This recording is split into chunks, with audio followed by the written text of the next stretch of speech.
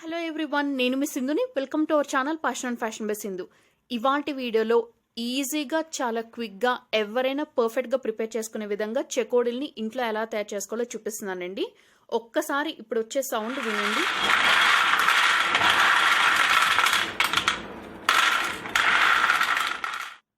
Sound వింటేనే మీకు అర్థమైపోయింది కదా చెకోడీలు అనేవి ఎంత క్రిస్పీగా వచ్చాయో. So let's get in to the recipe preparation కోసం ఒక మిక్సీ జార్లోకి 1/2 టీ స్పూన్ వాము వేసాను. తర్వాత 1/2 టీ స్పూన్ సాల్ట్ వేసుకోవాలి, 1/2 టీ స్పూన్ జీలకర్ర వేసుకోవాలి, 1/2 టీ స్పూన్ కారం వేసుకోవాలి, 1/2 టీ స్పూన్ పసుపు వేసుకోవాలి. ఈ 5 ఇంగ్రీడియంట్స్ని వీలైనంత ఫైన్ పౌడర్ లాగా గ్రైండ్ చేసుకోవాలి. ఇది స్టెప్ నెంబర్ 1. యూజువల్లీ మనకి బయట స్వీట్ షాప్స్లో దొరికే చెకోడీలని మైదాపిండి యూస్ చేసి ప్రిపేర్ చేస్తారు.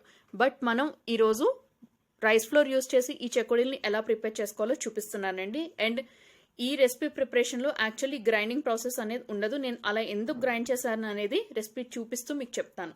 స్టవ్ మీద ఒక గిన్నె పెట్టుకొని అందులోకి 1 కప్పు వాటర్ పోసుకోండి. తర్వాత ఇందాక గ్రైండ్ చేసుకున్నటువంటి స్పైసెస్ పౌడర్ కూడా వేసుకోండి. 1 టీ స్పూన్ రూమ్ టెంపరేచర్లో ఉన్నటువంటి అన్సాల్టెడ్ బటర్ వేసుకోండి. ఈ బటర్ ప్లేస్లో మీరు కావాలి అనుకుంటే నెయ్యి కూడా వేసుకోవచ్చు.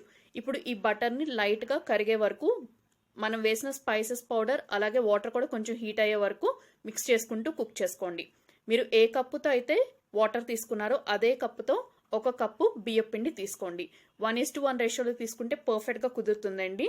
సో బియ్యపిండి వేసిన తర్వాత ఫ్లేమ్ని లోలోకి అడ్జస్ట్ చేసుకుని బియ్యపిండి వాటర్ ఇదంతా కూడా బాగా కలిసేటట్టు కలుపుకోండి.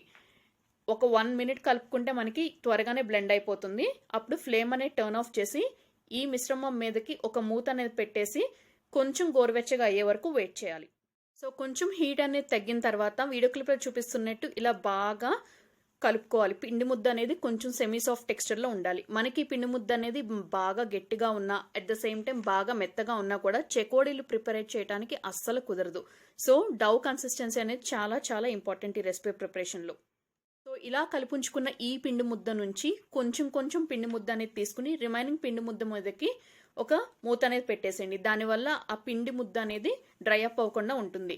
సో ఇక్కడ రోలింగ్ అనేది నేను మీకు చాలా సింప్లెస్ట్ మెథడ్లో చూపిస్తున్నాను చూడండి. ఒక ఫ్లాట్గా ఉన్న ప్లేట్ కానీ చపాతీలు ఇది ఒత్తుకునే ప్లేట్ ఉంటుంది కదా, అది తీసుకోండి. పిండి ముద్ద నుంచి కొంచెం మాత్రమే తీసుకుని ఇలా వీడియో క్లిప్లో చూపిస్తున్నట్టు ఫస్ట్ పొడుగ్గా అంటే ఒక లాగ్ షేప్లో మీరు రోలింగ్ అనేది చేసుకోండి. తర్వాత ఆ లాగ్ని 3 or 4 పార్ట్స్గా డివైడ్ చేసుకుని ఒక్కొక్క పార్ట్ని వీడియో క్లిప్లో చూపిస్తున్నట్టు 2 అరచేతుల మధ్యలో పెట్టుకుని మరొక చిన్న లాగ్ లాగా చేసుకుని ఇమీడియట్గా సర్కిల్గా చుట్టేసేయండి. సో ఇదే స్టెప్ని నేను మళ్ళీ మీకు ఒక 3-4 చెకోడీలు చేసి చూపిస్తున్నాను, మీకు ఇంకా క్లియర్ అండ్ బెటర్గా అర్థం అవటం కోసం. And coming to the grinding process, స్టార్టింగ్లో మనం ఇంగ్రీడియంట్స్ అనేది గ్రైండింగ్ చేసాం కదా, అది ఎందుకు చేసామంటే యూజువల్లీ మనం వాము వేసి ప్రిపేర్ చేసే స్నాక్స్ రెసిపీస్లో ఏమవుతుందంటే అప్పుడప్పుడు వాములో ఏదైనా నలక లాంటిది ఉంటే అది మనం రెసిపీ ప్రిపేర్ చేసేటప్పుడు ఆయిల్లో వేయగానే ఆయిల్ చిందటం లేదా ఆ రెసిపీలో మనం ఆయిల్లో వేసిన ఇంగ్రీడియంట్ అనేది పేలటం లాంటిది జరుగుతుంటుంది. సో ఇదంతా జరగకుండా ఉండటం కోసం నేను వాముని రిమైనింగ్ ఇంగ్రీడియంట్స్ అన్నిటిని కలిపి అలా స్మూత్ ఫైన్ పౌడర్ లాగా గ్రైండ్ చేశాను. సో దానివల్ల మనకి వామ్ అనేది బాగా ఫైన్ పౌడర్ లాగా నలిగిపోవటం వల్ల మనకి రెసిపీ ప్రిపరేషన్లో ఎక్కడ ఇబ్బంది అనేది లేకుండా పర్ఫెక్ట్గా చెకోడీలు అనేవి ఆయిల్లో వేయగానే మనకి ఎలాంటి ఇబ్బంది లేకుండా ఈజీగా ఫ్రై అయిపోతాయి. డీప్ ఫ్రై సరిపడా ఆయిల్ అనేది ఒక కడాయిలో పోసుకుని ఆయిల్ హీట్ చేసుకోండి. ఇప్పుడు ఫ్లేమ్ని మీడియంలోకి అడ్జస్ట్ చేసుకుని మనం రెడీ చేసి ఉంచుకున్న చెకోడీల నుంచి ఒక చెకోడీని ఆయిల్లోకి వేయండి.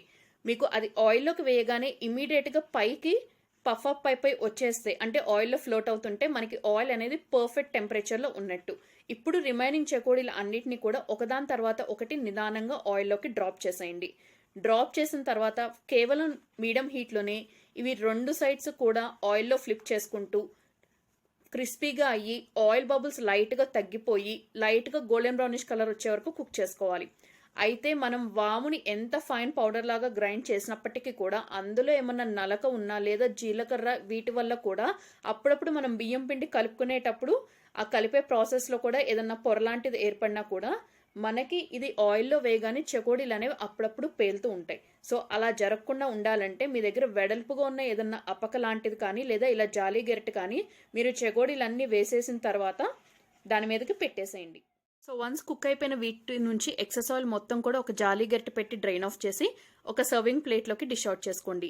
ఇవి హీట్ మొత్తం తగ్గిపోయిన తర్వాత ఒక ఎయిర్ టైట్ కంటైనర్లోకి ట్రాన్స్ఫర్ చేసుకుంటే 10 to 15 డేస్ పాటు చాలా ఫ్రెష్గా ఉంటాయి. సో రెసిపీ నచ్చితే తప్పకుండా ట్రై చేసి ఫీడ్బ్యాక్ని కమెంట్ సెక్షన్లో షేర్ చేసుకోండి. అలాగే రెసిపీ యూస్ఫుల్ అవుతుంది అనిపిస్తే ఫ్రెండ్స్ అండ్ రిలేటివ్స్కి కూడా వీడియో లింక్ ఫార్వర్డ్ చేసి మీరు మన ఛానల్ని సబ్స్క్రైబ్ చేసుకుని పక్కనే బెల్ ఐకాన్ యాక్టివేట్ చేసుకోండి. Thank you all very much for watching my video.